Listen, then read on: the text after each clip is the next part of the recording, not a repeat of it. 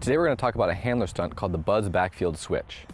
The goal is for the mark on the thrower to anticipate the dump being thrown, to jump that route and switch onto the receiver of that dump, and to communicate to the dump defender to switch onto the thrower of that dump. To do this, the mark has to first anticipate that the thrower is going to look to the dump and see that his dump defender is not going to be able to defend that transitional break throw.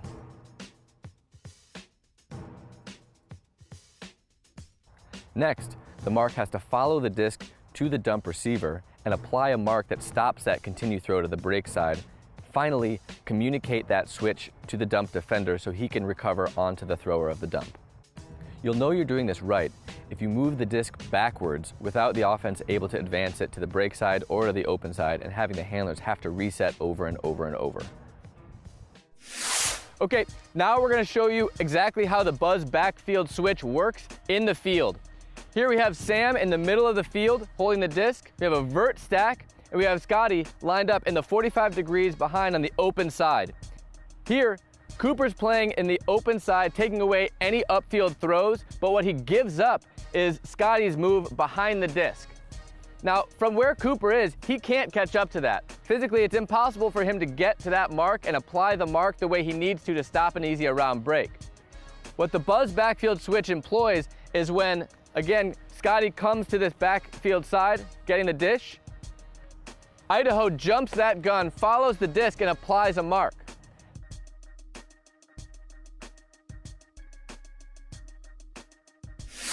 Now here, this play depends crucially on three things that Idaho needs to do. First, Idaho needs to see that Sam is no longer looking downfield and has turned to face his dump. He knows this because Sam will usually turn his body to open up.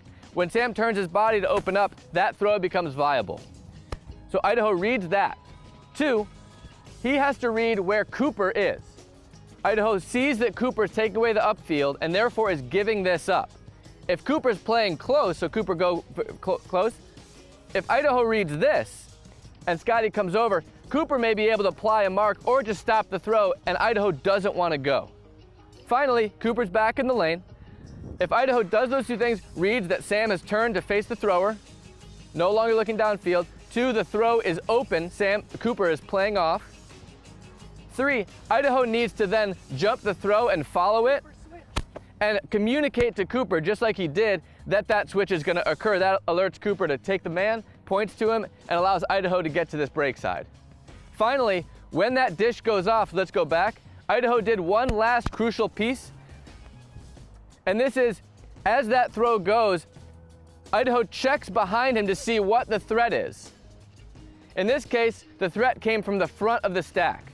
That often means an inside throw is going to come from a thrower because it's a tighter window. Sometimes, let's go back to where we were. Let's have the cut come from the back of the stack. Sometimes, the back of the stack will come and Idaho will have to adjust there. So Idaho checks over his shoulder, takes away the option, and reels in. So now we're going to see it at game speed a couple times, with Cooper playing off to take away that lane, Scotty prepared to come back, and as soon as Sam Harkness turns to face the dump, we'll be live. Go.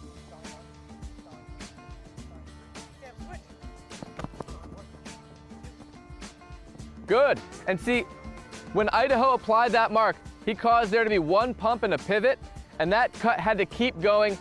Teddy, playing defense, had the time to pressure that throw, if not get a block. Here we're going to do another game rep at full speed. Here we go.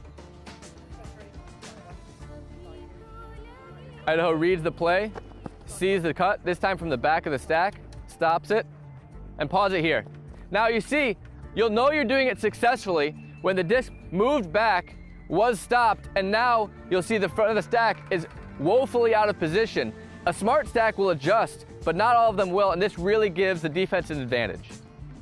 Here we're going to see the importance of communication, so we're going to run it at full speed. 3, 2, 1. Idaho's on the mark.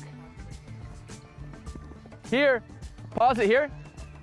You'll see Idaho did not communicate with Sam that he was going to switch. Therefore, Sam followed Scotty all the way across, leaving Harkness with a completely wide open break throw. That's crucial here, is Idaho communicating that break.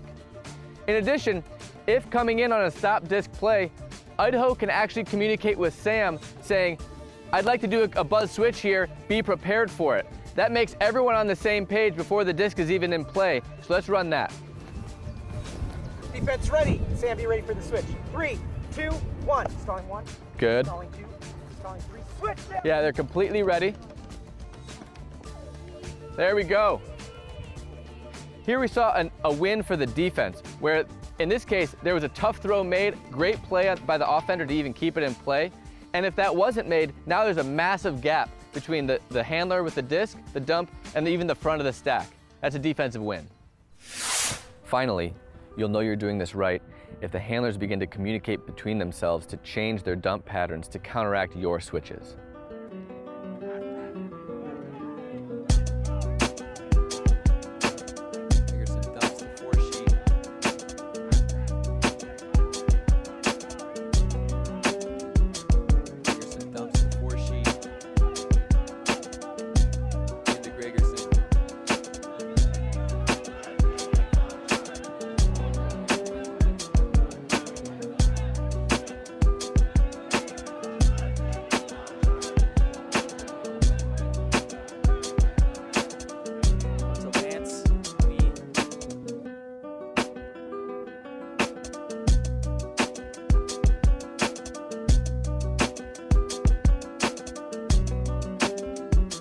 Thanks to 5 Ultimate for helping me live the game.